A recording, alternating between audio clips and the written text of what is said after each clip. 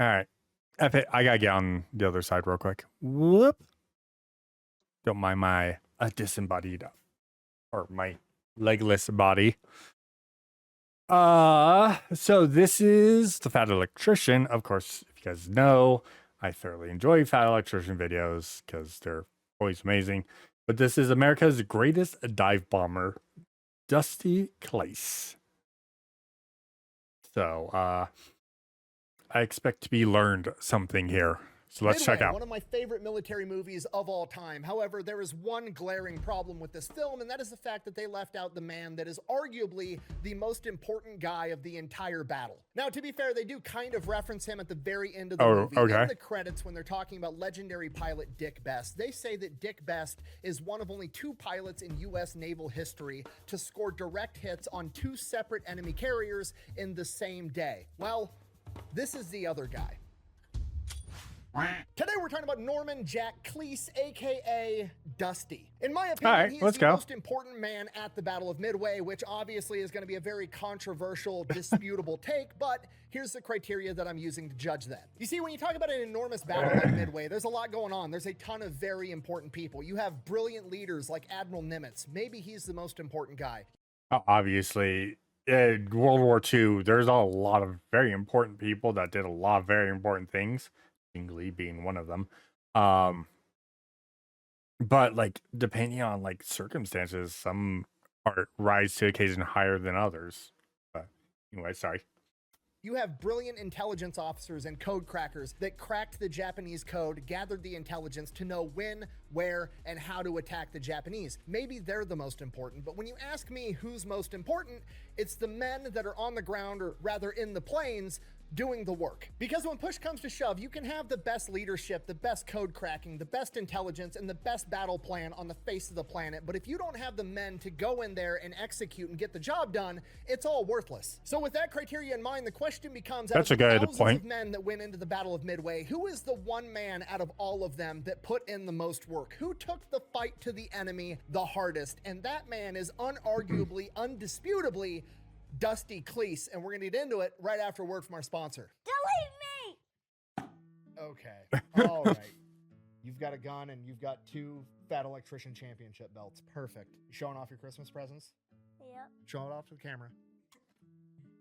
See, you guys think I'm using this to write off my kids' Christmas presents. I'm not. That would be tacky.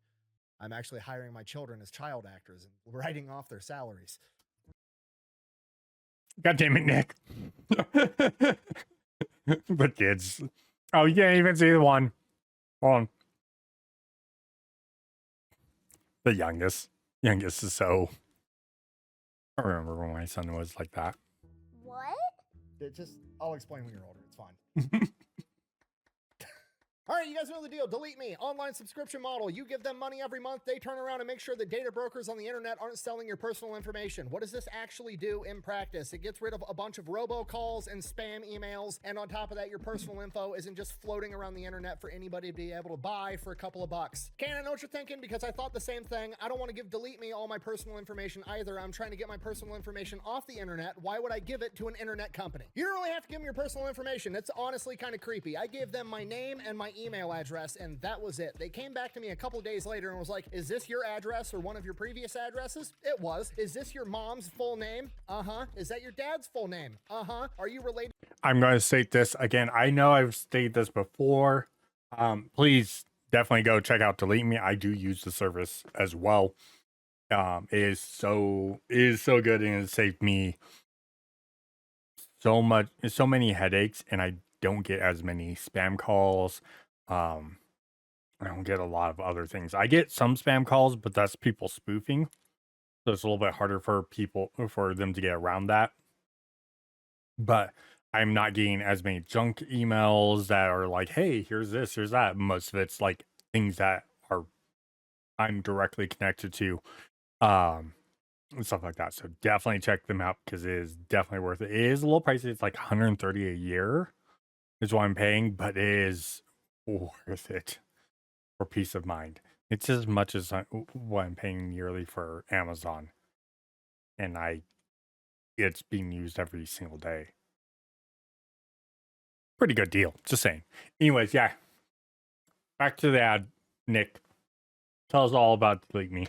To this person, did you go to this high school? They knew everything about me and knew exactly who I was just by me giving them my name and my email. All I had to do was answer a couple of yes or no questions as to whether or not that was in fact me, which it was, at which point they're like, cool, go ahead, pay for our subscription service. We'll go to all the data brokers where we found this information and force them to delete it. And as long as you keep being a paying member, they will continue to monitor all of these data brokers for your personal information. And if these data brokers do acquire it again, they will force them to delete it again. Not only does this mean your personal information isn't floating around on the internet, it also means you're going to get less telemarketer phone calls, you're going to get less spam emails. In my opinion, it's definitely worth it. I've been using them since before they were paying me to talk about them, and I'm going to keep using them after they quit paying me to talk about them. If you want to give it a try, I'll have a link and a discount code down below. Let's get back to the video.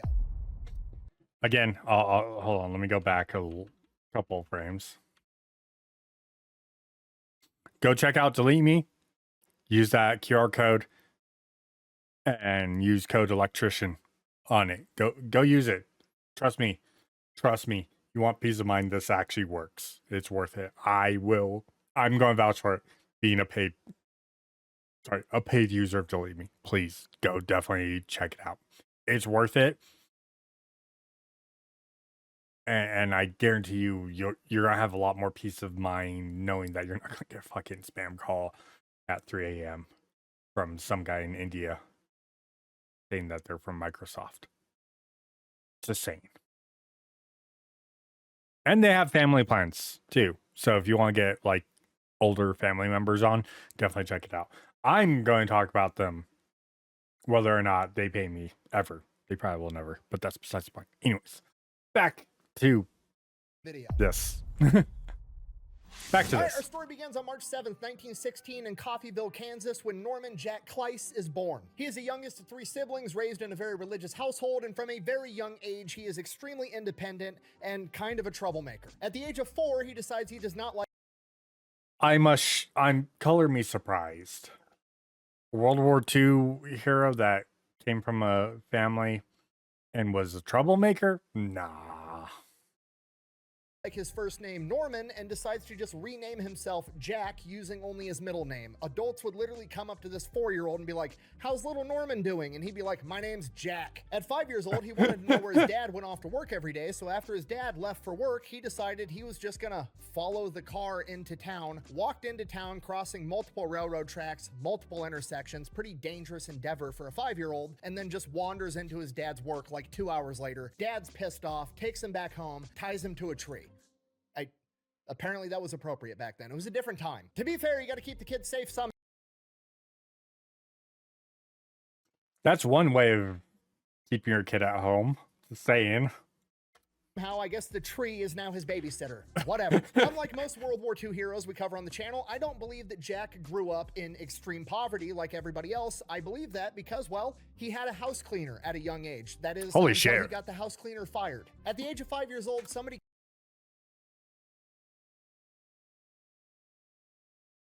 I know I've paused like 3 times at the start of this video, but he got the house cleaner fired? It's like the 1920s? All right, how do you do it? came to the house to clean out their cistern, basically this big water tank connected to like the gutters The old of the water house so they could heater. collect rainwater, and he was there to, you know, clean it all out and do whatever. And he left the tank open and went off to lunch, and 5-year-old Jack decided it'd be pretty cool if I went and took all my family's silverware, like back in the 1920s when silverware was still made out of silver and extremely expensive, and then go and drop it one piece at a time into the water tank just to watch him go kerplunk. So when the family comes home and sees that their silverware set is missing, they naturally assume that the house cleaner stole it, and she gets fired. He did say he felt bad about that later on in life once he was old enough to actually understand what he had done. Regardless, he goes off to school. While he's there, he's always pranking teachers, and he's known for being very good at playing tag. And when I say tag, I don't mean what you and I associate as tag, like run around and tag somebody, say, ha, you're it, and then run away. No, apparently in 1920s in Coffeyville, Kansas, tag meant that you went into the garage, got your dad's World War I artillery casing and a tennis ball, and then put a firecracker in the casing, put the tennis ball on top, and then shot it at your friends.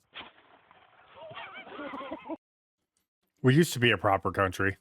Like I said, it was a different time. In his own words, and I quote, "People didn't worry much about kids in those days. You either lived or you didn't."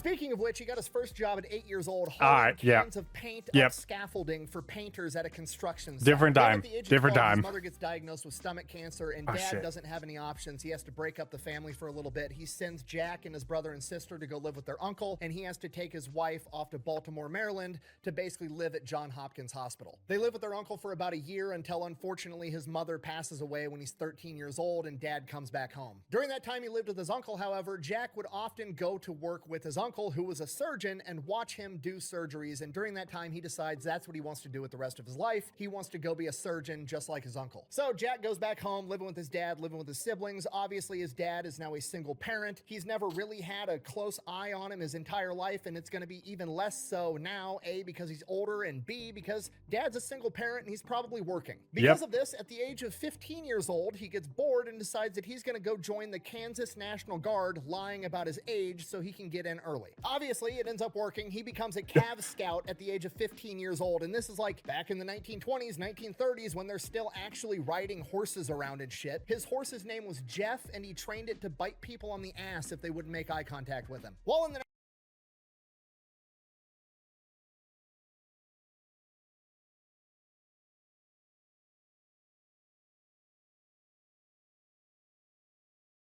Fucking Jeff.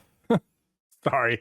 I had Vietnam flashbacks of Jeff and his ultimate in Marvel Rivals. Fucking Jeff. No, I was going to say, that actually makes sense.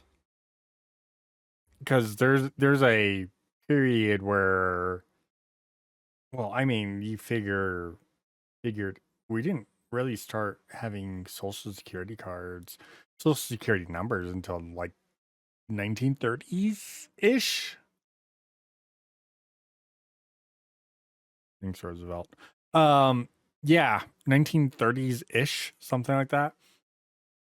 Yeah, makes sense. It was a lot easier to lie about your age.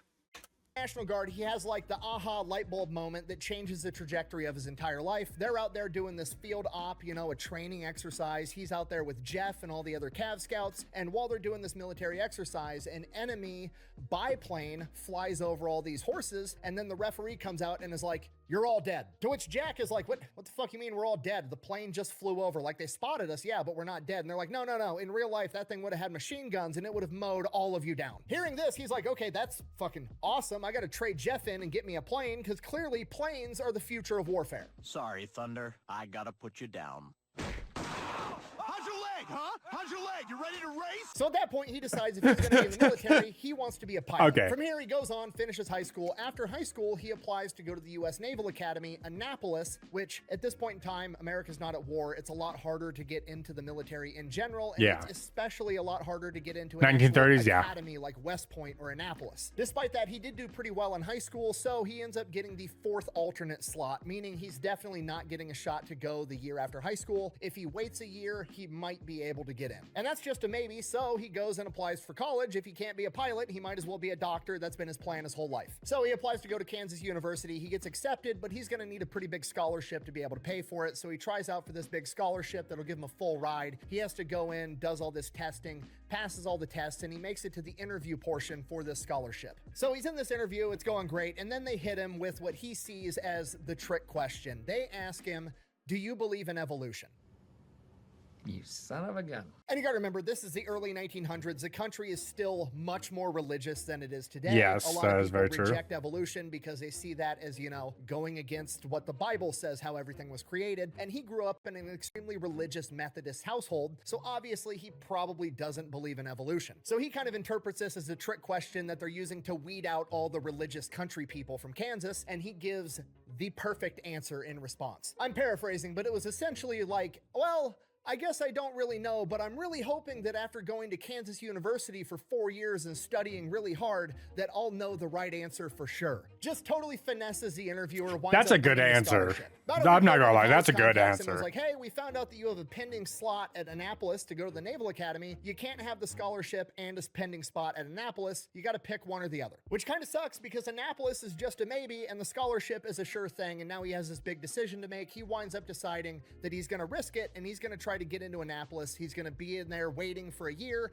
and hopefully a slot opens up. So while he's waiting for that year, he gets a job with Oil Country Specialties, a local company that builds oil rigs. And while there, by sheer chance, he gets his first opportunity to fly in an airplane because the owner of this company is really good buddies with the Inman brothers that run the flying circus. And the Inman brothers flying circus is a big deal at this point in time because, one, airplanes are fairly new. Everybody wants to go see an airplane for the first time. And also, I believe they're the only flying circus that thought it would be a good idea to take their pet lion up in the fucking plane with them. Which is just the most American shit ever. Like, oh, the Wright brothers figured out how to fly, and now if you have enough money, you can just buy a plane and fly it around. That's a brilliant idea. You know what else would be cool? If we went to a different continent, picked up the deadliest land predator they have, and took it up in the plane with us for funsies. What could go wrong? Regardless, he gets to go up on a couple of flights, absolutely. I mean, that's... People were just built different in the 1930s. Just saying. Loves it. He is now convinced that he made the right decision by going to Annapolis. A year goes by, he winds up getting a slot that year, and then he ships off to Annapolis to start his training. During his 4 years at Annapolis, he gets sent out into the fleet to get some real-world hands-on experience, and he gets attached to the USS Arkansas as they make their way over to Europe on a training exercise. And while he's there, he gets placed in charge of one of the turrets. So he goes, he learns everything about targeting for these turrets, and then his crew inside the turret, he has to get them trained up because they're going to have a competition, and he wants his crew to qualify as expert on firing these big guns. And to convince his men to train extra and extra hard, he comes up with a creative way to motivate them. While off the coast of Norway, he finds a nude beach, and he then proceeds to use that for targeting.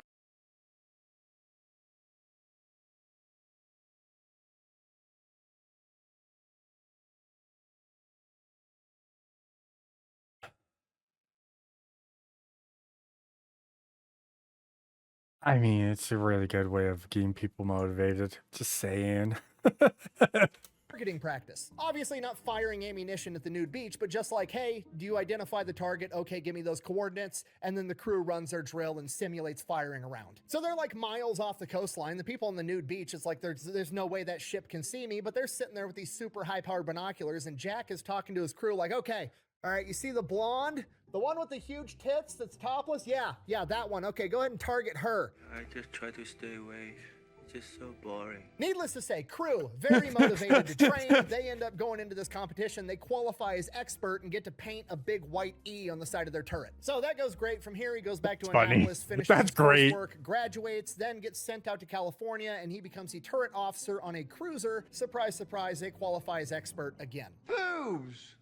Boobs, Ozzy. These filmmakers are just boobs. While being stationed in California, he meets a young girl. Her name is Eunice. He thinks she's the most beautiful woman in the world. So he goes, he's trying to date this girl. He's, you know, this is back in the day. You had to court her appropriately. You had to go meet the parents. You had to do the whole 9 yards. You couldn't just hop on Tinder. So the first time he goes to meet the parents, and the mom is just...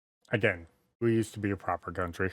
Super blunt. He asks their permission to take her out on a date, and she's like, yeah, you can, but you're gonna have to schedule it ahead of time because she has a lot of other suitors that are taking her out on dates at this point in time. So this is now a competition, and he's competitive. Over the course of the next year, he wins. He winds up being the main guy. He asks the parents permission to go buy a ring. He goes, buys the engagement ring, hasn't proposed yet, but he decides, you know what, it'd be cool. Eunice should just change her name. He just like literally renames this woman. He's like, oh, by the way, your name is Jean now. And she's like, oh, okay, and just goes by the name Jean for the rest of her life. And he's like, I mean, I don't see what the problem is. I renamed myself when I was 4. I'm going to rename you too, I guess. So he tells his dad he's going to propose to Jean. Dad is super pissed because Jean is super Catholic and they are Methodist, which apparently is a big issue. Yeah, back then that's a very bad. Him marrying a Catholic, he needs to marry another Methodist. So this kind of gives him cold feet. He doesn't propose, and then Germany invades Poland and World War II kicks off. So before he can make a decision, he is basically told to board his ship, and they ship off on patrols. Jean tells him that she loves him and she's going to wait for him. That's great. He's off patrolling the ocean. While that's going on, he's writing letters letters back home to Gene, trying to figure out if they can make their relationship work due to religious differences. And then he gets the opportunity to go to flight school. He tells Gene about it. Gene doesn't really want him to go because it's dangerous, and then he won't be stationed in California, so he won't be able to see her as much. So he like doesn't know what to do. He's sitting in his rack one day just looking at a picture of Gene, and one of his buddies comes in and is like, will you just fucking propose to that girl? You're sitting there on your bunk looking at her picture every single day. You love her. Just go propose to her. In fact, I'll tell you what, if you man up and propose to her, I will give you the officer's saber that has been a family heirloom of mine that's from the USS Philadelphia. You know, like the American gunship that was captured by the Barbary pirates during the Barbary Wars. It was like kind of the instigator that Bet. I bet. created the entire US Navy. Yeah, that USS Philadelphia. So with that, he proposes. Gene accepts on one condition. She can remain Catholic and she can raise the kids as Catholic, to which he's like, no, absolutely not, and then goes to flight school.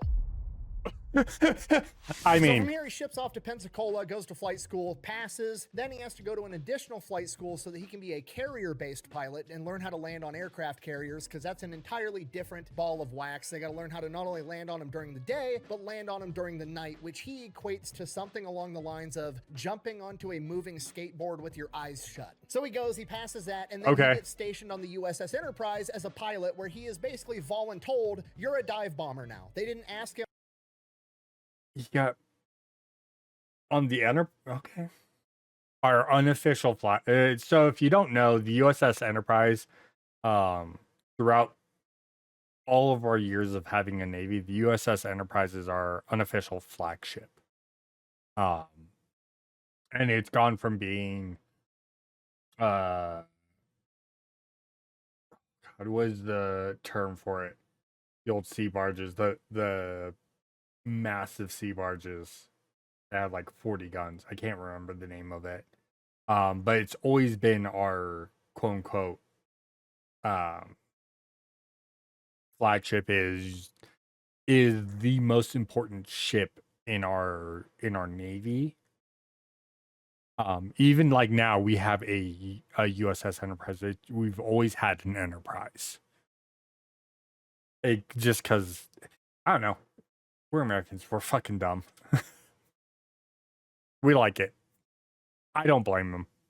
I'm like, hey, do you want to be a dive bomber, a torpedo bomber, a fighter pilot? No, they didn't ask him shit. They're just like, hey, you're a dive bomber, the end. Which is kind of crazy because I'm going to be honest, being a dive bomber is probably something that you should have to volunteer for. First of all, the entire concept and strategy of dive bombing is only a couple of years old. It was just pioneered by Claire Chennault and the Flying Tigers over in China a couple years prior to this. And the concept as a whole is nuts. Basically, you're going to go in and you're going to dive on an enemy battleship that's covered in AA guns while they're shooting flak at you, hope you don't get hit, then drop a bomb right on their deck and pull up, pulling like 9 Gs, hope you don't black out, and then hope they don't shoot you down on the way out. It's basically the aerial equivalent of just bum rushing an enemy machine gun nest. It's insane. And then to make things worse, they don't even get the credit they deserve, right? If a fighter ace shoots down 5 enemies, he becomes a fighter ace. There is no bomber ace for dive bombers, right? I feel like if you successfully plant a 500-pound bomb on the deck of 5 enemy ships, you should become a bomber ace, but that's just not a thing.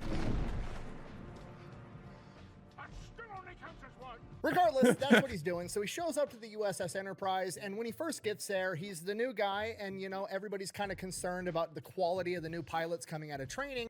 Again, you're the new guy. You're the FNG. Fucking new guy. No one ever trusts the new guy. That's true in, like, any field. Just saying. So what they do initially is they make them just go up, do a couple of laps around the Enterprise, and then land, making sure they can land on a carrier safely. And because they're testing the pilot's ability to land on the carrier and not die, they obviously don't send them up with a gunner because, well, if the pilot's going to crash and die, there's no point in the gunner dying too, so they just throw some sandbags in the gunner's seat and let him practice. So Jack's very first time, he's getting ready to go up and show that he can land on this aircraft carrier. One of these rear gunners comes up to him. His name's Bruno Guido, and he's like, hey, you need me to hop in the back for you to do this? And he's like, well, no, I'm supposed to throw sandbags in the back because they want to make sure I can land and, you know, not die. You don't have to go with. It's risky. I could mess this up. And Bruno Guido's like, you're a pilot. It'll be fine. So Bruno goes up with them on all 6 Fucking of his trial runs, trust. just Okay. being an absolute bro about the entire thing. From here, he goes into specific training for actual dive bombing, tactics, practice runs, yada, yada, yada. One day he's doing a practice run, and after the practice run, he decides he doesn't want to go land back at where he took off from. He wants to land at a different field and just, you know, get lunch somewhere else for once. As he approaches the field, the tower gives him the green light, or he thinks the tower gives him the green light, giving him permission to land. He goes to land while there's 2 Marine planes taxiing down the airstrip, and they're trying to take off. Obviously, he has misinterpreted the situation. He was not given permission to land. He makes a split-second decision. He's a carrier pilot. He's good at landing in a very short amount of distance, so he takes his plane down, lands super short, not even using half the airstrip, and then turns off to the left into what he thinks is a bunch of red clay on the side of this airstrip, and it's not red clay. It's about 6 inches of very, very fine powdered dust, and the afterwash of his plane blows that shit absolutely everywhere. I love the whole sand wall trick. Bastard. Within a matter of seconds, the entire airfield has to shut down because there's so much dust. It looks like a mushroom cloud after a nuclear explosion. Nobody can see fucking anything. Then he hears over the radio, "Unknown dust cloud, who the hell are you?" Like, oh shit, he's in trouble. He turns it around, gets on the airstrip, and then just takes back off, hoping nobody spots him. Makes a 20-minute trip back to the Enterprise, thinking, okay, cool, got away with it. Nobody knows that was me. Everything's going great. Lands on the Enterprise. Crew chief comes up to him. "How's it going, Dusty?" And from that point on, he was no longer Jack Kleiss. He was Dusty Kleiss. Dusty doesn't really care for the new... By the way, I don't know if Z's in here, but Z knows this. If you're in any armed forces, your nickname when you become a pilot isn't because you did something cool. It's usually because you did something stupid. Like every once in a while you get someone that gets, you know, Death Mark. Cool. Why was he called Death Mark? Not because he's like super good and it like hits everything perfectly. No, it's because he's a dumbass in some way. Like your nickname as a pilot, again, isn't because you did something awesome or cool or badass. It's usually like you got your nickname's Iceman. Well, why are you Iceman? Because I used to throw. Because there was this incident in the mess hall where I slipped on some ice and tossed food all over me and had ice go up or go down my shirt because I slipped on it, flipped around and did something and it went down my shirt and I freaked out even more because I was sliding on the floor with ice down my shirt and freaking out about the ice on my shirt. Yeah, like it's not because you did something cool. It's usually because you did something stupid or embarrassing. Just saying, you never get a good, like it might sound cool, but it's probably not. It's the same. Nickname, but hey, is what it is. It could definitely be worse. By the way, my name's Dick. Dick what?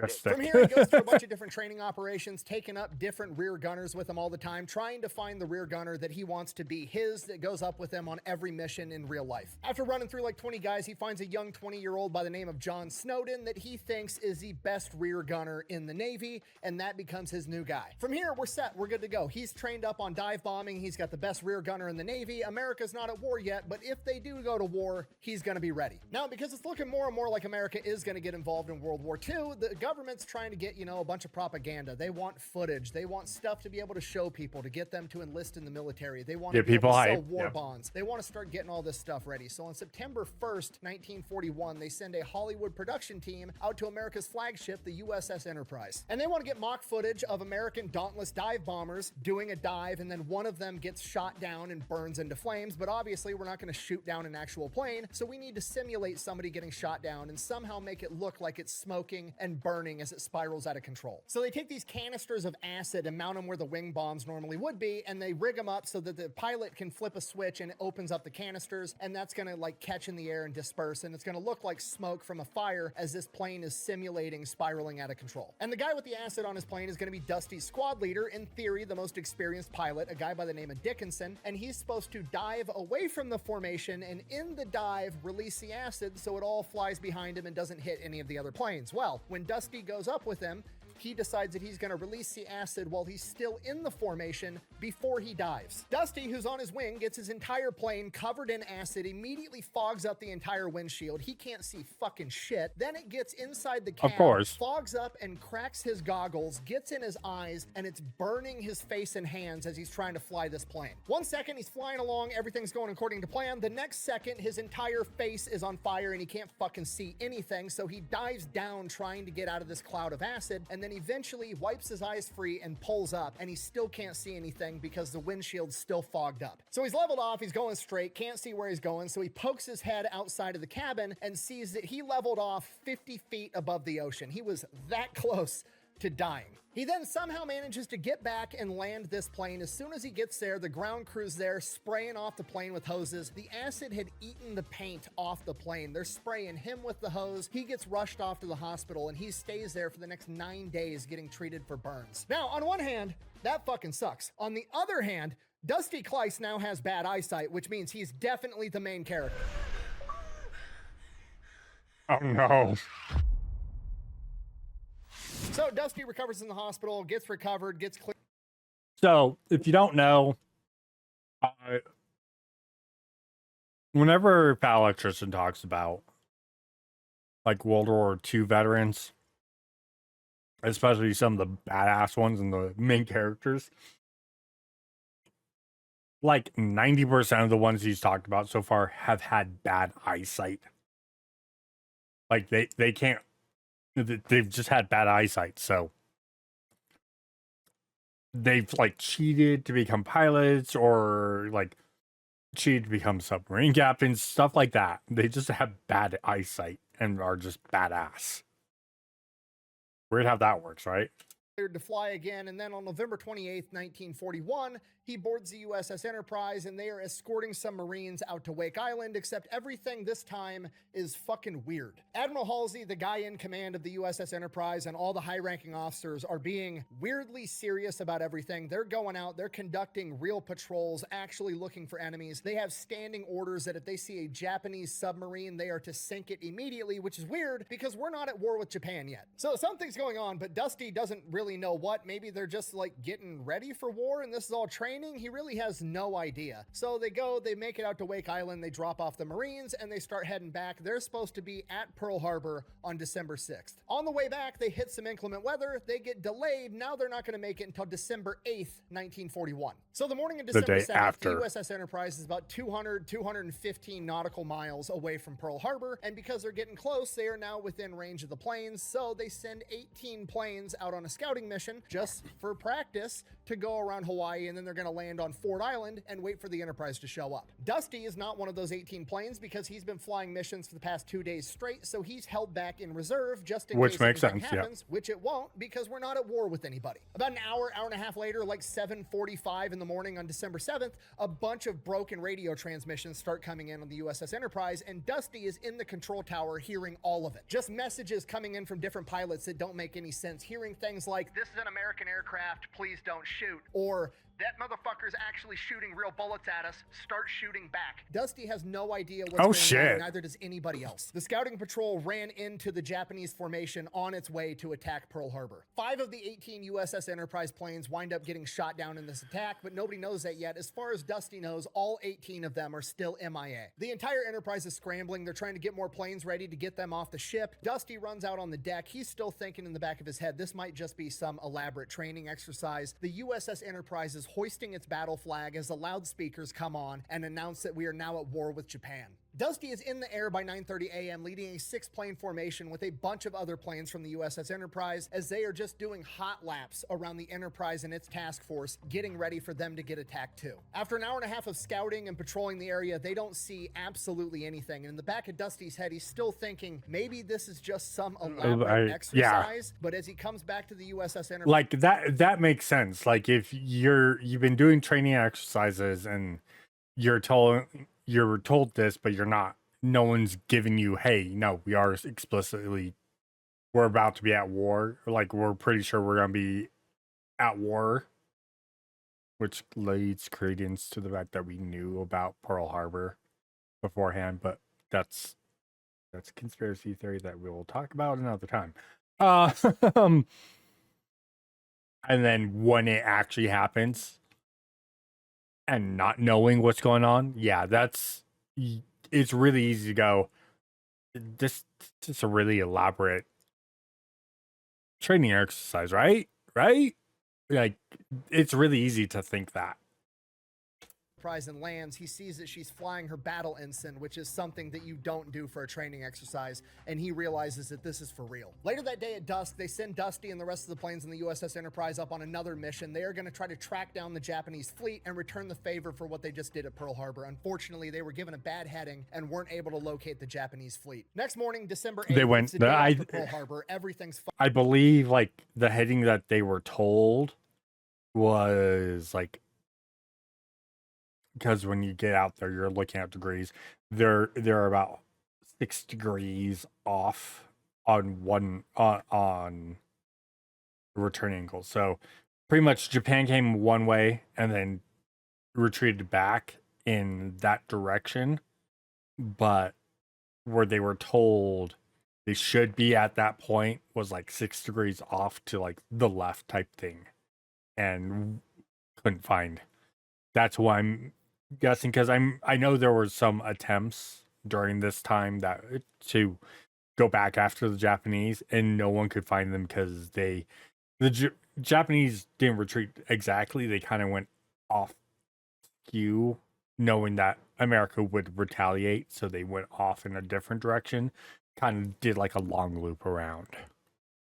fucking chaos. Nobody knows what's going on. That night, the maintenance crews are like all hands on deck. They're repairing every single plane they can and getting them as flight ready as possible and trying to get every plane in the air that they possibly can. Whether they should be in the air or not isn't really the question. It's, will the motherfucker fly?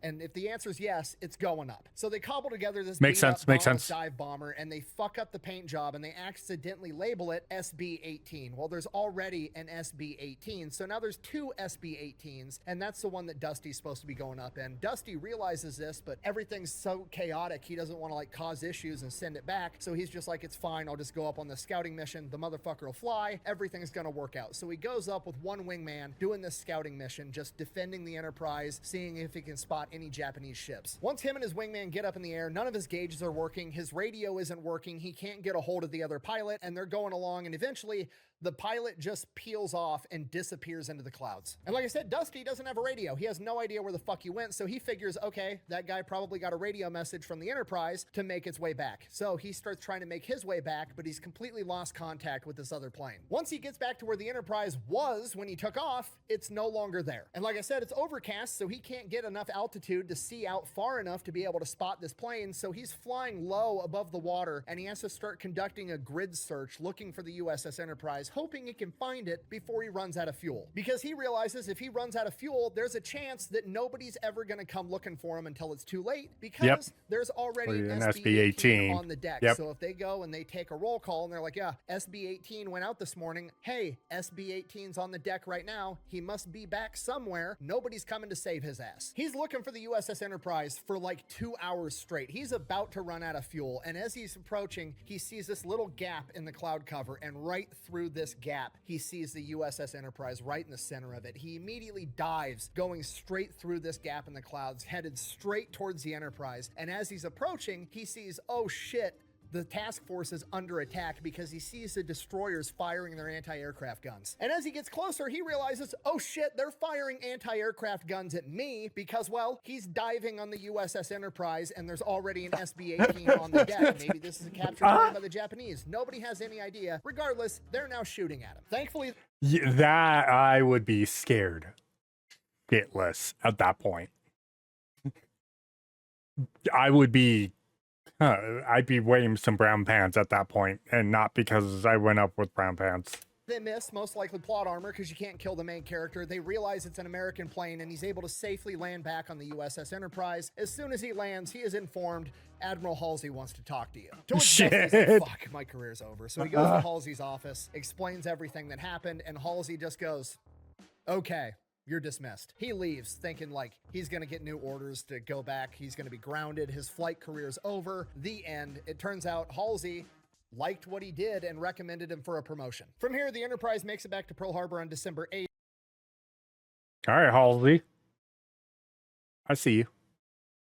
And everybody sees the aftermath of the attack on Pearl Harbor. Everybody's pissed. Nobody knows what to do. Nobody knows what's going to happen next. And honestly, there's not a lot America can do because most of its naval fleet has just been crippled. But Admiral Nimitz, Yeah, and we the rest of lost the like American chain of command 60% decides that of they have our to do fleet. something. They have to hit back against the Empire of Japan. They can't just let them attack Pearl Harbor and get away with it. They have to do something, even if it's not a lot. At which point, they send the Enterprise out to the Marshall Islands where there's a Japanese base. So the USS Enterprise arrives within striking distance of the Marshall Islands at night on February 1st, 1942, when they launch their attack, and Dusty and his guys are going to be launching their attack on a smaller cluster of islands known as the Kwajalein Atoll. So they take off in their dauntless dive bombers under the cover of night, trying to time this perfectly so they arrive right at dawn. That way they can launch their attack, surprise them, and dip out. Unfortunately, the weather center on the USS Enterprise failed to identify a strong tailwind, and they wind up arriving 15 minutes early and have to circle around the island, giving the enemy tons of time to scramble enemy fighter planes and prepare for the attack. By the time it's bright enough to launch their attack, the enemy fighter planes are already up in the air. They're starting to approach them. They enter their dive. They're getting shot at by enemy fighter planes from behind them on their dive as they're taking a ton of anti-aircraft fire coming in. Despite that, Dusty doesn't take any damage and manages to drop both of his 100-pound wing bombs on top of an enemy plane that's on the ground. He pulls out of his dive, pulling almost 9 Gs, almost blacking out. He still has the wherewithal to strafe the enemy with his 50 caliber machine guns, and as that's going on, the enemy fighters behind them manage to shoot down one of his wingmen. And now that same fighter is coming for Dusty and John Snowden in the back seat. Dusty acts fast, pulls an evasive maneuver, lining it up perfectly so John Snowden can get a good shot off with his 30 caliber machine guns in the back, and he manages to shoot down the fighter plane, which is not an easy task to pull off, by the way. So Dusty's feeling real. Yeah, and these are two-seaters where your rear gunner is looking behind you, and you have a tail fin in your field of view. And you have to not shoot the tail fin, because if you shoot that tail fin, you're screwed. You just lost your main supportive balance in the rear on those prop jets. That tail fin is pretty much what, like, if you look at a helicopter and how a helicopter flies, it doesn't make sense, but it does. Think of that where that rotor blade is in the rear on that tail fin. If that's gone, you have no rear control. And for a plane, it's now you don't have the ability to adjust the wind current so you can turn your plane, because you don't have a yaw on prop jets. You don't have the ability to turn and pull, like the wings don't flap down or flap up like they do on normal jets.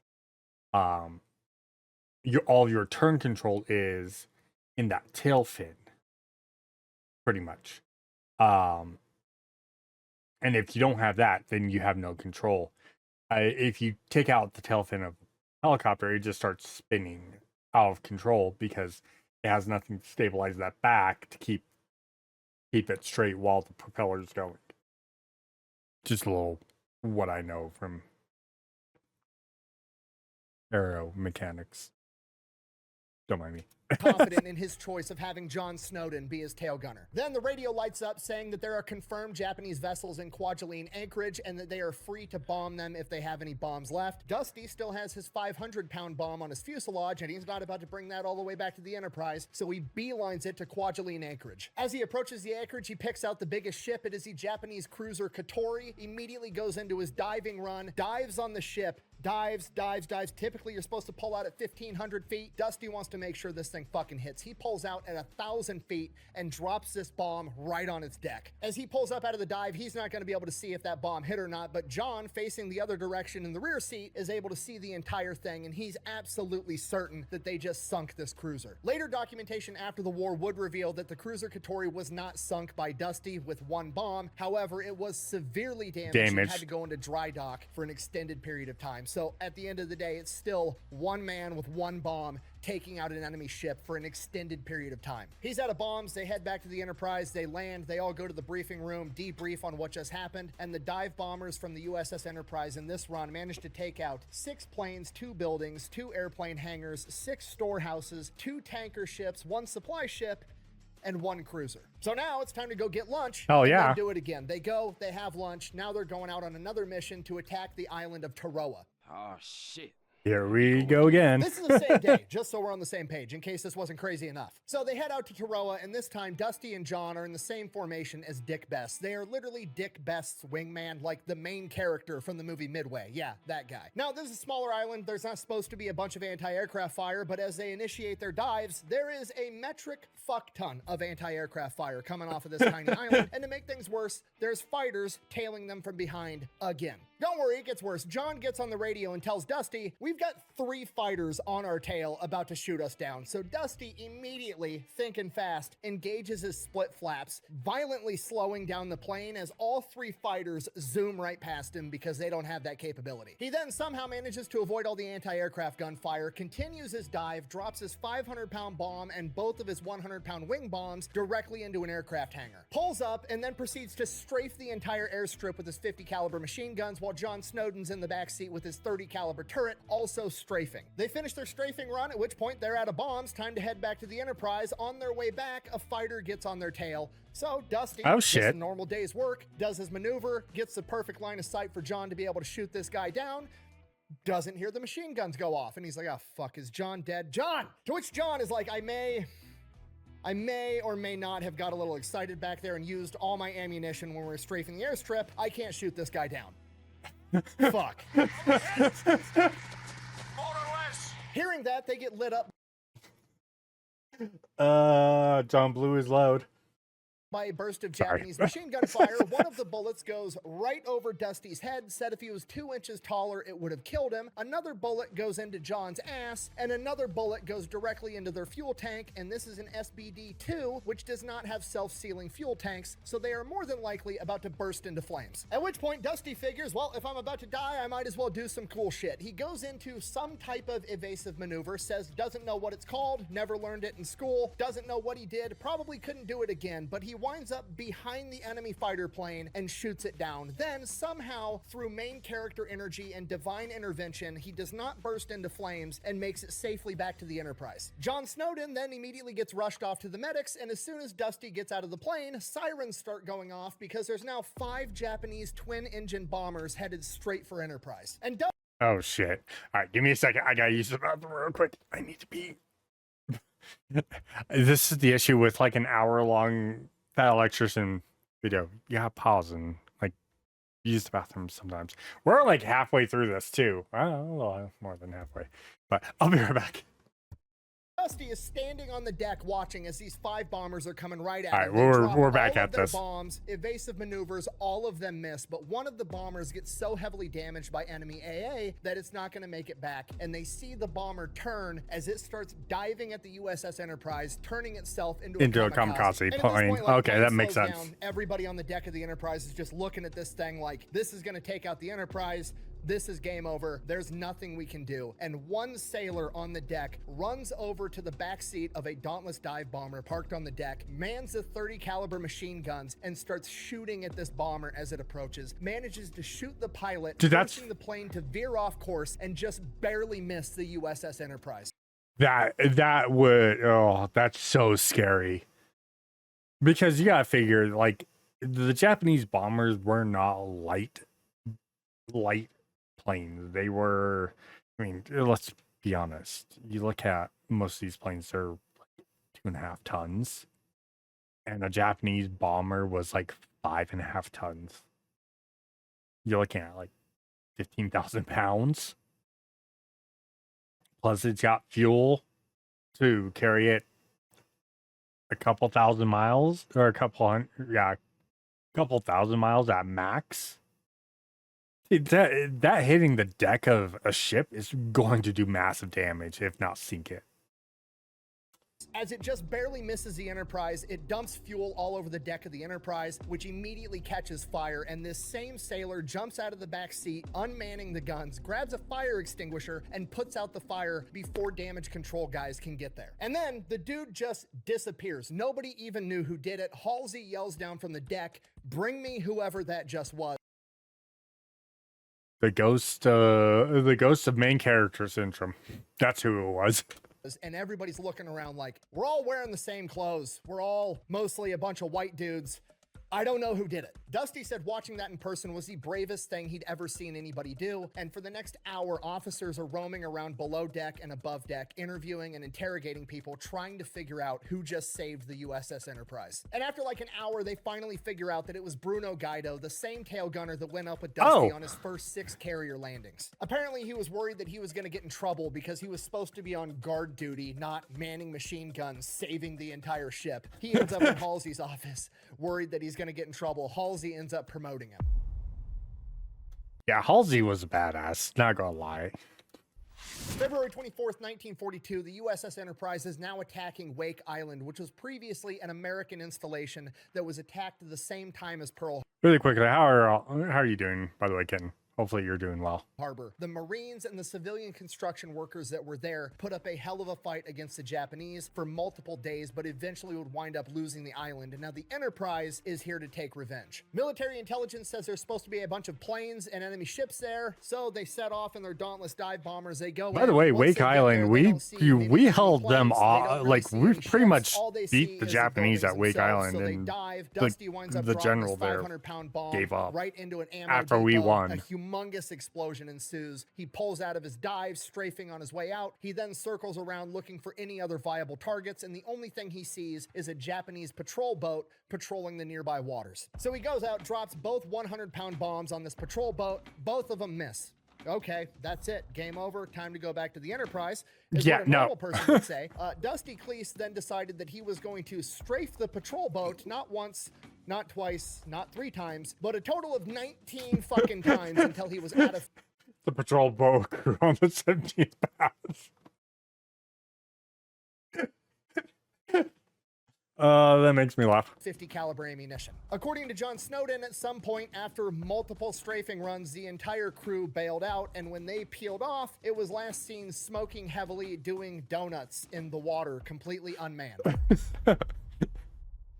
March 4th, I mean, that's one way of doing it, right? Now they're attacking Marcus Island, and the USS Enterprise and her pilots are here to put warheads on foreheads. Again, this island's heavily fortified. They take a humongous amount of anti-aircraft fire coming in on their dives, but none of it penetrates Dusty's plot armor, and he manages to try to drop all 3 of his bombs, both of his 100-pound wing bombs and his 500-pound fuselage bomb, onto a massive enemy barracks. Only the 2 100-pound bombs actually drop, and the 500-pound bomb gets stuck underneath his plane. The barracks blows up. Dusty then peels off and has to go out over the ocean before he can go back to the USS Enterprise and perform evasive maneuvers, trying to wiggle this 500-pound armed bomb off of his plane before he can go and land back on the ship. Eventually, he manages to wiggle it free, then makes his way back to the Enterprise and lands safely. From here, the Enterprise heads back to Pearl Harbor to get retooled. That's scary. That's 100% scary. Pilots. They need to bring in some new guys. Dusty is awarded the Distinguished Flying Cross by Admiral Nimitz, and he is put on a couple weeks of R&R. After that, he comes back to duty. He spends the next month and a half at Pearl Harbor training up the new pilots that are replacing all of his lost comrades.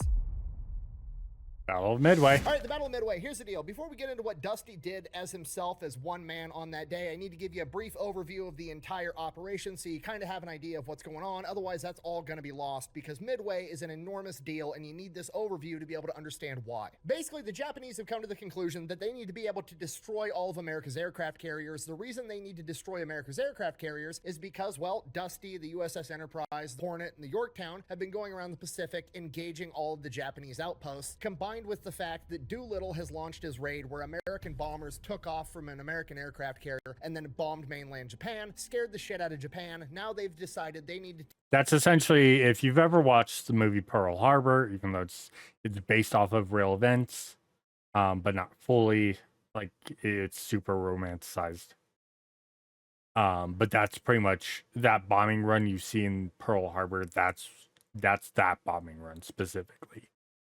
Destroy America's aircraft carriers. So the Japanese don't actually give a shit about the island of Midway. They're gonna fake the attack at Midway in order to lure America's aircraft carriers into combat so they can destroy them. Now at this point in time, America only has 3 aircraft carriers in the Pacific, the USS Enterprise, the Hornet, and the Yorktown. So Japan is gonna show up with 4 of their massive aircraft carriers to be able to overpower the American forces. They're gonna bring the Soryu, the Hiryu, the Kaga, and the Akagi. Unpopular opinion, it would have been a lot funnier if those last 2 were named the Taste You and the Smell You, but whatever. Now, 3v4 is pretty good odds, but they're not quite good enough. So at the same time they launch the attack on Midway, they're also going to launch a diversionary attack on the Aleutian Islands off the coast of Alaska, and they think that this is going to force the American forces to split their carrier fleet. That way, at least one of the carriers is headed up to Alaska, so only 2 American aircraft carriers show up, and they'll be outnumbered 2 to 1. They'll for sure be able to take out the American carriers then. Now, obviously, this is a surprise attack, so the Americans don't know that Midway is going to be under attack until it actually happens, meaning the carriers are going to take a while to be able to get there. So all 4 of these Japanese aircraft carriers should have plenty of time to launch their planes, destroy the island of Midway, have the planes come back, land, get refueled, rearmed, and then they're gonna wait. Once the American carriers show up, they launch their planes to go retake Midway. They're gonna take all of the Japanese planes and send them straight to the American carriers that have no planes and are completely unguarded and vulnerable. They destroy both American aircraft carriers. There's only 1 American aircraft carrier left in the entire ocean. Chase that thing down later. Game over. America loses a Pacific War. Japan is victorious.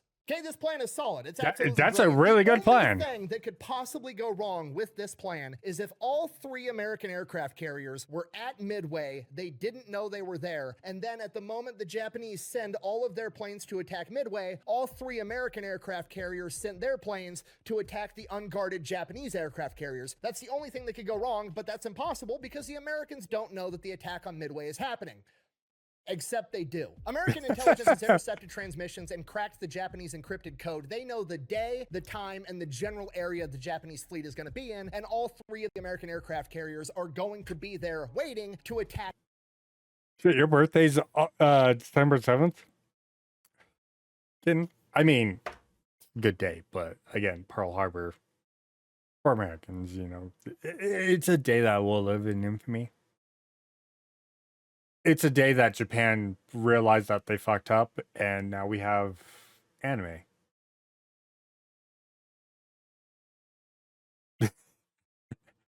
Again, wars convoluted, wars complicated.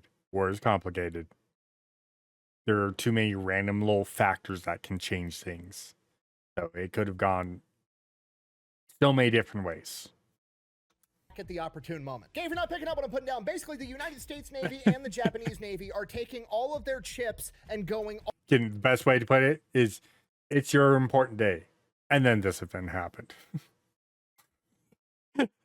all in on this next hand. Somebody's plan is going to work out, and that team is going to destroy the other Navy's entire carrier fleet and basically win the war at this point. And this is where Dusty comes in. Game time, June 4th, 1942. 3 o'clock in the morning. Last night they got briefed. Everybody knows today is the day. America is throwing a Hail Mary. The entire Pacific War is going to get won or lost today. But he's surprisingly not that nervous about it. He's got a cool head. He heads off to breakfast. In the mess hall, they're serving steak and eggs. Pretty bad omen. Anytime the military is giving you steak, it's because they're either about to fuck you or it's about to be your last meal. From here, he goes into the mission briefing. Yeah. In war, if you get like a really good meal, they're not expecting you to come back. Like usually you get kitchen slop, but if you get a really nice meal, like if you get into the mess hall and they're giving lobster and like steak and eggs and like whatever, like really nice food, it's one of those signs of shit. I might not be coming back from this. So it's one of those omens that you're like, you have to put in the back of your head of, I'm going to come back from this. Doesn't matter. Granted, I'm a pilot, so it's one of those things of, the only thing that would have been more damning to me is someone walking up and going, I'm going to make you your favorite meal when you get back. I would have been like, well, shit, I'm dead.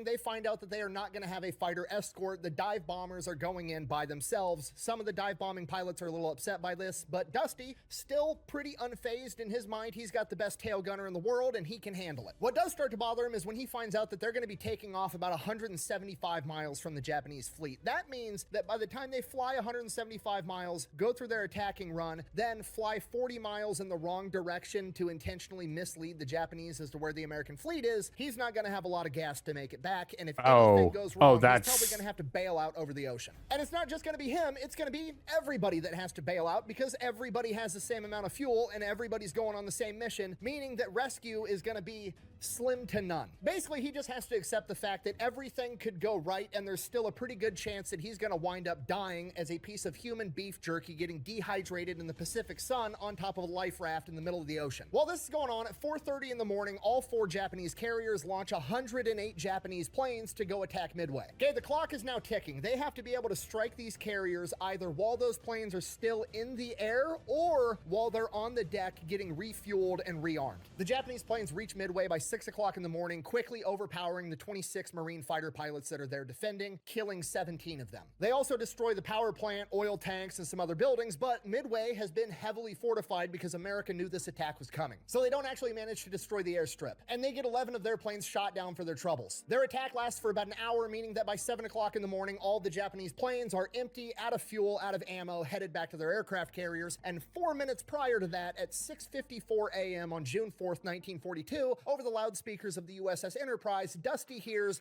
"Pilots, man your planes." It's fucking go time. All the planes from the USS Enterprise get up in the air. That's so scary. In a holding formation, they are supposed to wait to link up with all the planes from the Yorktown and the Hornet. So they do a hot lap around the task force, and then they do another hot lap, and another hot lap, and another hot lap, and these fucking planes aren't showing up. This mission's gonna be low on fuel already. They spend 40 minutes in this holding formation before they take off. They're for sure gonna have to dive out over the ocean at this point. After waiting for almost an hour, Wade McCluskey, the guy leading all of Enterprise's planes, gets a transmission from the Enterprise, proceed to target anyways. Great, perfect. Mission already going to shit. Now they're extra low on gas. Which yeah, is be that's a rough. later. On top of that, they've got 1/3 of the planes that they're supposed to have, but they're going to go attack the Japanese anyways. Why not? On the way there, it proceeds to get worse because the guy in charge, Wade McCluskey, isn't actually a dive bombing pilot. He's actually a fighter pilot that was placed in charge of this mission because of seniority, not necessarily because of ability, even though he is a great that's pilot. the He's worst. just not specialized in being a dive bomber. So when he's flying towards the objective, he's flying at the cruising speed of a fighter plane, which is 190 knots, and a cruising speed of a dive bomber is 160 knots. Doesn't sound like a big deal. They're going to get to the objective faster, sure, but they're burning more fuel at that speed. After flying for over an hour at 190 knots, Dusty and the rest of the planes from the USS Enterprise arrive at the location that the Japanese task force is supposed to be at, and they're not fucking there. Perfect. Wade McCluskey, the guy in charge, figures, well, they're supposed to be here. Maybe they went somewhere. Maybe they couldn't have gone far, so he starts doing a box search. After 30 minutes of doing this box search, burning additional fuel, they come up on this gigantic rainbow. All the pilots are in radio silence, so they're just communicating with hand signals, and everybody's like pointing at this rainbow like, oh, look at how beautiful this rainbow is. And as they get closer to this rainbow and they look through the rainbow, they see a singular Japanese destroyer traveling at full speed, making a beeline towards something. The Enterprise pilots don't know this at the time, but that Japanese destroyer was actually left by the task force with all of the Japanese aircraft carriers to take out an American submarine, the USS Nautilus, that had attacked their formation earlier in the day, and now it's trying to catch up to the task force. McCluskey, hoping that this is the case and that Japanese destroyer is making a beeline towards his carriers, decides to set their course in the same direction as that destroyer. mind you, they are burning more fuel than they should be because they're flying at 190 knots, not 160 knots. So when you're flying at faster speeds, you're burning more fuel. In prop jets really burn fuel very inefficiently. They're really cool though. If you ever get to fly in a prop jet, I highly suggest you do if you don't mind flying.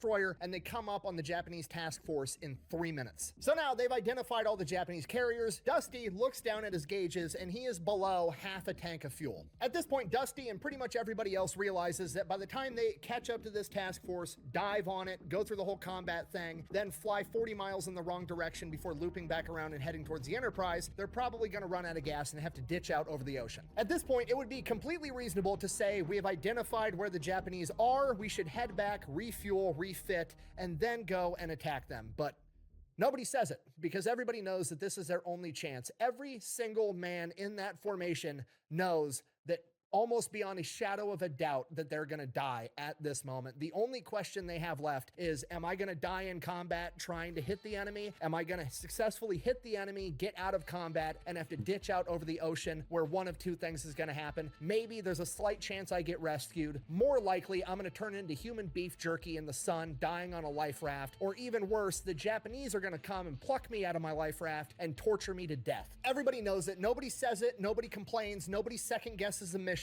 They fucking attack. At 10:23 a.m., McCluskey comes over the radio yelling, "All planes attack." And right out of the gate, as they begin their bombing runs, we've got problems. They're supposed to be attacking two of the Japanese aircraft carriers, the Akagi and the Kaga, and Wade McCluskey, again, great pilot, phenomenal guy, but he was thrown into a role that he's not specialized in. Yeah. So when he yelled, "All planes attack," everybody attacked, and he didn't specify who's attacking what. They're supposed to split up, and all of them start their bombing run onto the Kaga. Luckily, Dick Best realizes this and veers off towards the Akagi. However, he does it so fast and there's so much confusion, only his two wingmen are able to follow, so now only 1/3 of them are going to attack the Akagi, and 2/3 are attacking the Kaga. Whatever, we're in it. I mean, now. no They matter go what, into you're their sinking dives. one. They're diving at 1,500 feet. Wade McCluskey and his two wingmen all drop all 9 of their bombs, and all of them miss. Next up is Earl Gallagher, who Dusty thinks is probably the best dive bomber in the unit. Then it's Dusty, and at this point in his dive, Dusty sees the gigantic Japanese flag painted right on their deck, and it looks an awful lot like a bullseye. As he's diving, Dusty's watching Earl Gallagher right in front of him. He drops his 500-pound bomb. It goes right through a Japanese Zero fighter plane, through the deck, and explodes below deck. He also drops both of his incendiary bombs that hit all the gas that's on deck because they're actively refueling their planes, causing an enormous fireball. Dusty's Oh, that's so good. 1,500 feet where he's supposed to drop his bombs. He doesn't do it. He's heading right towards this gigantic bullseye, which is a moving target, by the way, at full speed. So he's not trying to hit the bullseye. He's trying to hit where the bullseye is gonna be after the bomb makes contact after a couple of seconds. He's diving, finally drops all 3 of his bombs at 1,000 feet and then pulls up. As they pull up, Joe Snowden's watching from the back seat as the 500-pound bomb hits the bullseye, goes below deck, explodes, and both incendiary 100-pound bombs also make contact, go below deck, explode. They believe hitting a bunch of ammunition because they were reloading all their planes below deck, causing a massive explosion. And they're not even out of the woods yet because now they're flying right above the water as all the Japanese anti-aircraft guns are firing at them. They're not only dodging the anti-aircraft coming at them from behind, they're also dodging the giant columns of water getting thrown up into the sky from all of the missed shots, because if they drive into that, they're dead too. They're bobbing and weaving between all of these gigantic puddles of water. As Dusty gets some distance away from the ship, that's scary. You're getting shot at, and then you've got explosions in the water from shots hitting the water, and knowing that there's enough force that if it comes and splashes, it could just take out your prop. It can take out the propeller and fog you up, and you just go right into the water at 190 knots. You're dead. You're shredded. That's horrible. That's so scary. Oh, that's so scary. and pulls up. He gets 2 Japanese Zeros on his tail, but John Snowden manages to scare both of them off with his .30 caliber machine guns, most likely because they didn't have any ammunition and they were planes returning from Midway. By 10:30 a.m., just a couple of minutes later, John Snowden and Dusty are at cruising altitude 15 miles away from the battle, heading back to the USS Enterprise. Now that he's finally got a moment to breathe, Dusty looks back and sees that 3 of the 4 Japanese carriers are now engulfed in flames. Apparently, Oh, parts of the that other is so carriers showed awesome. up and they were successfully able to hit the Soryu, leaving only 1 Japanese carrier left, the Hiryu. And by sheer coincidence, as he's taken this few moments to look back at these 3 burning aircraft carriers, the Kaga, the same one that he had just hit, is so engulfed in flames that those flames finally reach the forward magazine, detonating all the ammunition, and it is engulfed in a secondary humongous explosion that launches the forward elevator into the sky and engulfs the entire ship into a cloud of smoke. Once the smoke clears, the ship is completely gone. And with that, Dusty and John Snowden head off by themselves 40 miles in a random direction before making their way back to the Enterprise. Now, back to reality, Dusty's about to run out of fucking gas. He's making his way back to the Enterprise. He's doing everything he can to conserve as much gas as possible. He doesn't think they're gonna make it. Then at 11:30 on his way back, he runs into 24 Japanese planes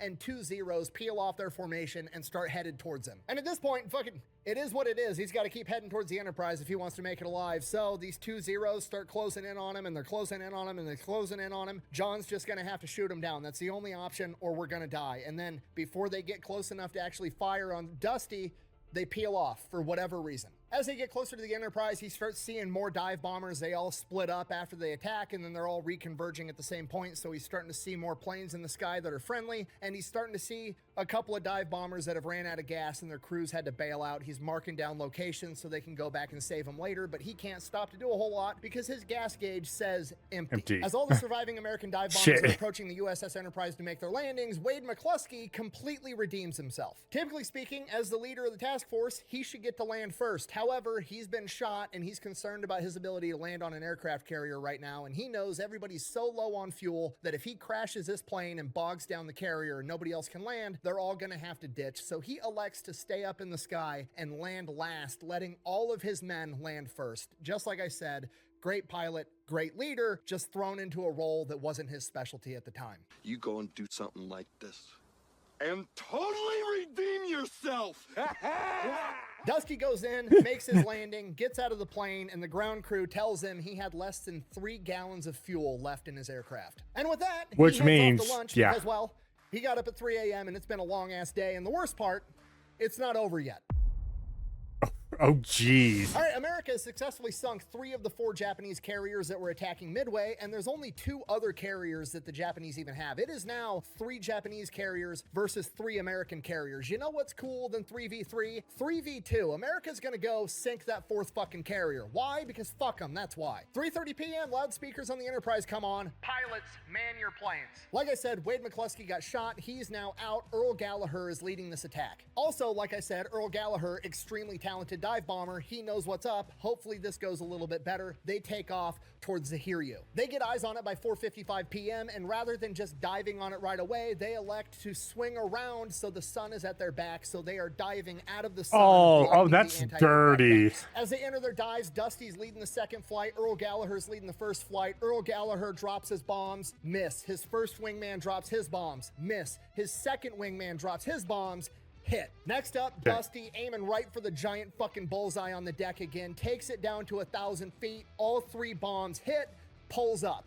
Might not have been the best idea. And behind him, 2 more dive bombers also score direct hits, one of which being Dick Best, making them the only 2 pilots in U.S. naval history to ever hit 2 aircraft carriers in the same day. They pull up, they make their clean getaway, they head back to the Enterprise. They think they might have sunk the Hiryu, but they don't know for sure.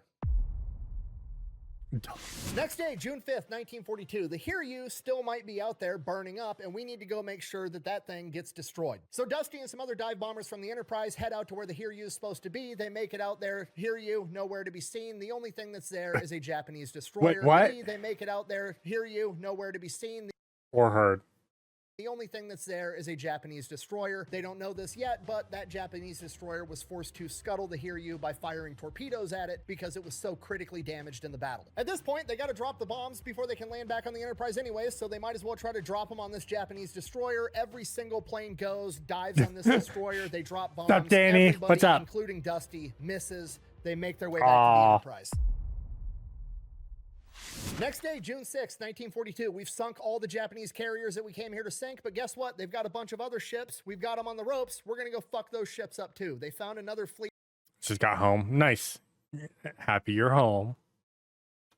That's got 2 cruisers. Supposedly it's got some battleships and destroyers. We're going to fly out there and drop bombs on them too. So Dusty and John man their plane. They go up with the other dive bombers. They make their way out to this Japanese fleet. They get there. There's no battleships. It's just 2 cruisers, 2 destroyers. That's fine. We're going to put warheads on foreheads anyways. They all start diving on Japanese cruiser Makima, and 4 of the pilots in front of Dusty all score direct hits, and Dusty manages to score the 5th and final hit, sinking the cruiser Makima, officially making him the only man at the Battle of Midway to score 3 hits on 3 separate enemy ships. For this, he is awarded the Navy Cross, which is second only to the Medal of Honor. 5 days later, the USS Enterprise makes port at Pearl Harbor, and Dusty Kleiss's flying days, at least in combat, are over. Not because he did a bad job, not because he's in trouble, actually the opposite. His flying days are over because he did such a good job. America at this point in time, and to this day, believes in the theory of we're not going to keep our best guys in the field so they can rack up ridiculous kill counts. Once they get so good, we're going to pull them back and have them be teachers to teach the next generation so that hopefully they can get just as good as them without having to risk their lives in so much combat.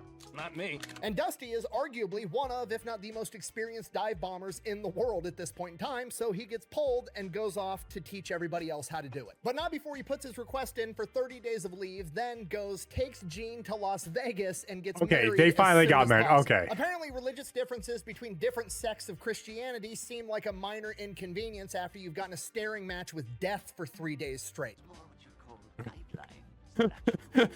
And they would prove to be just that because they got to live happily ever after. But during the happily ever after, a lot of dumb shit happened.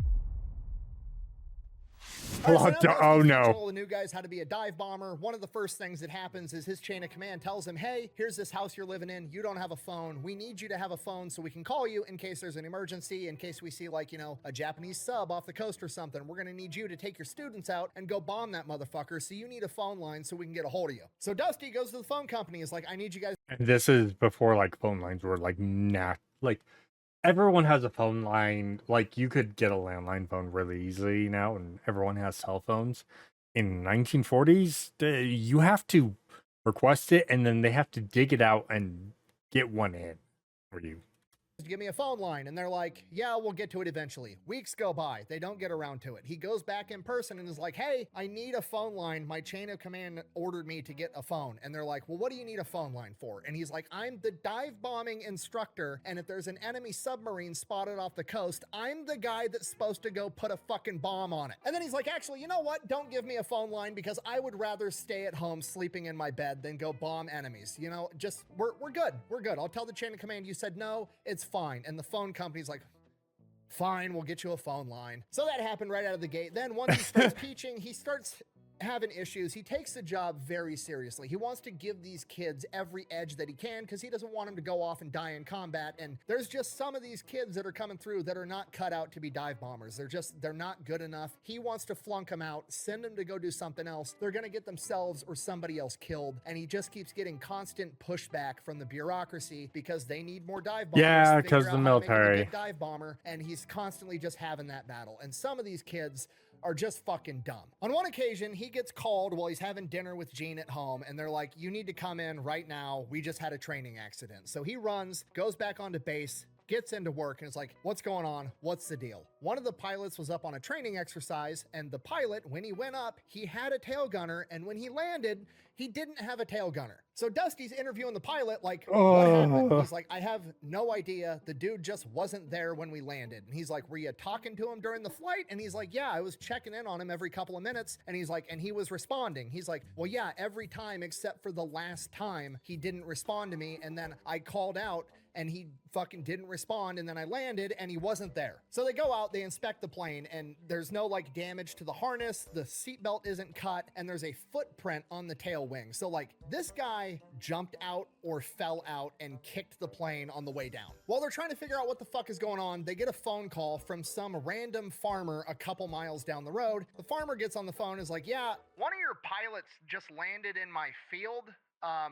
Do you want me to bring him to you, or do you want to come get him, or what's the deal? And Dusty's like, hold on, what's the name of the tail gunner? Oh, it's so-and-so, his last name's Bale. And he's like, what's this guy's name? And he's like, oh, it's, you know, Lieutenant Bale. Okay, thank God. This guy at least deployed his parachute. He's alive. He's like, just keep him at your farm. What's your address? We'll come pick him up. So Dusty hops in his car, drives out to this guy's farm. They're sitting in this guy's farmhouse at the table, and he's like, okay, what the fuck happened? And the tail gunner tells Dusty, I don't know. The pilot told me that we were gonna crash and told me to jump out. And at this, Dusty's like, well, what the fuck? The pilot didn't mention anything about potentially crashing and telling you to jump out of the fucking plane.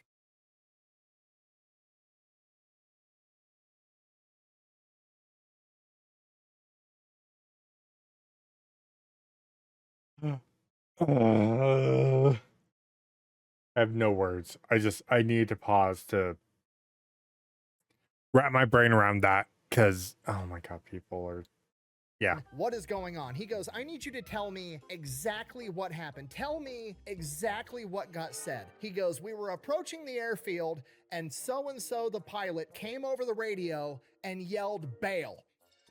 And Dusty looks at this kid and goes, that's your last name. What a stupid son of a bitch. Dumb, absolutely stupid. This is what he was putting up with, trying to teach people how to be dive bombers. So he takes the job very seriously, but he doesn't really enjoy it because they don't let him flunk the people out that need to be flunked out. After World War II, he was no longer needed as a dive bombing instructor, but he continued to serve in the United States Navy for a total of 24 years. He spent the rest of the most of his career helping the Navy procure new planes, new weapons, new catapults for aircraft carriers, stuff like that. And then there was that brief stint where he was in charge of escorting all the German scientists for Project Paperclip, but we're not going to get into that. After he retired from the military, he could finally hang. The fuck is Project Paperclip? I've never heard of that. That's something that was never taught to me in history class. What the fuck is... I'm going to have to look this up. Up his unchosen nickname of Dusty and finally returned to his chosen name of Jack Kleiss, and then he went to work for Lockheed, and then he eventually retired in San Antonio, Texas. And him and Jean got to live happily ever after. She passed away at 95 years old, and he passed away at 100. Holy shit. So that is the incredible story of Dusty Kleiss, the only guy to score 3 direct hits during the Battle of Midway, and arguably the greatest dive bomber in American history, which still raises the question, why was he left out of the movie Midway? And the answer is pretty straightforward. He just didn't want any credit for it. When he first came home, they tried to, you know, play him up as a hero, and he didn't like it. He didn't even tell his dad that he took part in the Battle of Midway, let alone had arguably one of the singular most pivotal roles. He didn't self-promote. He didn't want the glory. He didn't want the attention. In his opinion of himself, he truly believed that he was just a normal dude that was called into the line of duty, and he went. He was extremely humble. He took the humble road instead of using what he had done to gain glory. He stayed humble and went, I was there. Which I can state, especially nowadays, not a lot of people would do that. A lot of people would be like, oh yeah, here's my book, here's my movie rights, here's this, give me all the money. He stayed humble, which is so rare nowadays.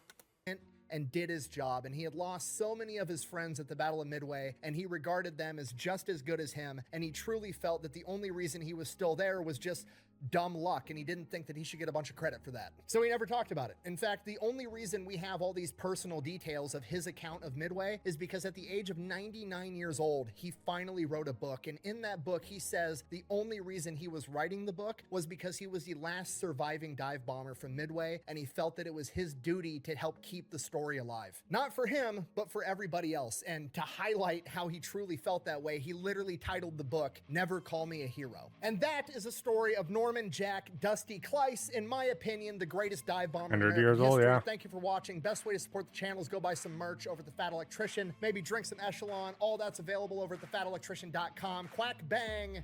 Ow. Out. God, I love Nick. Seriously, if you got time, go back and rewatch the movie Midway. It's literally this guy's entire career. He's just not in the movie, but he's in every battle scene. They follow his career the entire time. They just never give him a role in the movie. That's awesome. That's 100%. That's so awesome. He's someone that stayed super humble throughout the entire thing and he didn't let himself get big-headed. And it's so rare. That is so rare, and that's so good. So good. But that was Fat Electrician, everyone. That was the greatest dive bomber, Dusty Kleiss. Of course, this is the YouTube video. I normally, like on my YouTube videos, I pay everything in the beginning. This I'm going to do at the end. If you enjoyed this, consider liking and, of course, subscribing. Comment down below. This is all recorded. I try and do reacts live on Twitch and Kick. So if you want to, come check us out live where I play video games and we do reacts on Thursdays. This time it was on a Saturday, but don't worry about that. Anyways, for YouTube, I'll see you guys later. Twitch, Kick, we're continuing on. But anyways, till next time, everyone.